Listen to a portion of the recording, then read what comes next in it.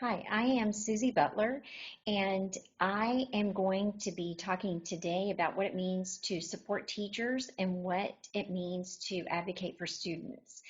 I've really enjoyed the readings and the videos that we've had an opportunity to watch, and I've learned some from those videos and readings, and also been reminded of great leaders that I've had, some practices that I participate in, and also some things that I needed to be reminded of and make sure that I have in place every day.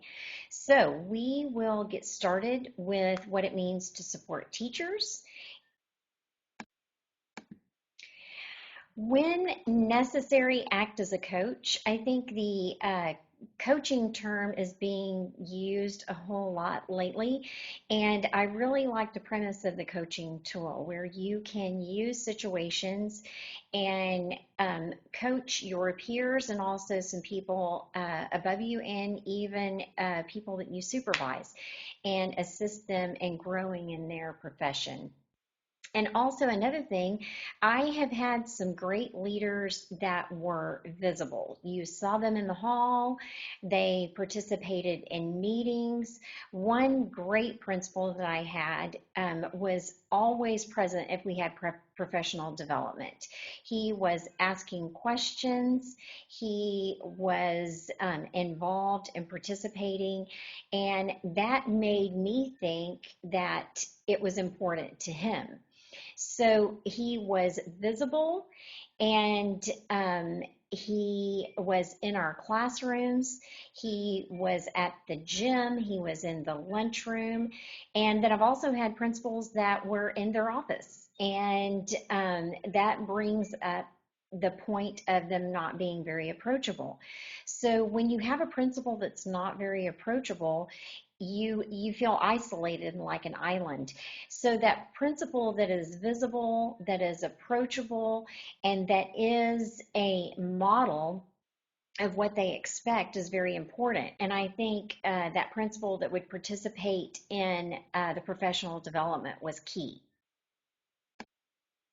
And going to what it means to be an advocate for students, I have maybe in the past not been the very best teacher on the campus, but I have always been an advocate for students. And even those students that I might not have liked too much, like Rita had mentioned in her video. And very seldom was there a student that I didn't like. And after school was out and they were in the next grade level, I had amnesia of all the things that created those ill feelings. But anyway, building a positive relationship with students and their parents or guardians, I think, is key.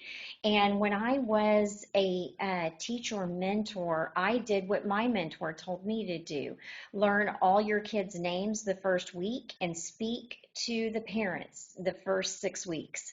I always contacted every parent or guardian and had something positive to say about their child, and that made for a great introduction if you did have to come back later and discuss some issue that needed attention.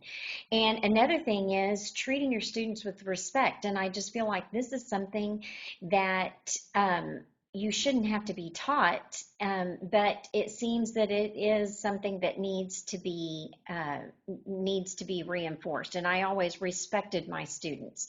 One of the things that in a summer school class, at the end of the summer school class, I asked the students to write a little just ticket out of what they had, one of the most important things that they had learned during that summer school session. And out of all my students, about 80% said that they learned how to respect their peers. And I was very, very proud of that. That is a lifetime lesson and can help with all sorts of things, not just school, but your employment and everything else. So, um, Another thing is concentrating on your students' strengths. And I'm not sure I did the best job at that, but that is so important. When Rita said that she put the +2 on the student's paper as opposed to -18, that is very effective in building that student's confidence. And that's one thing that I really want to remember. Thank you very much for these thought-provoking readings and videos. I've enjoyed them and look forward to Module 2.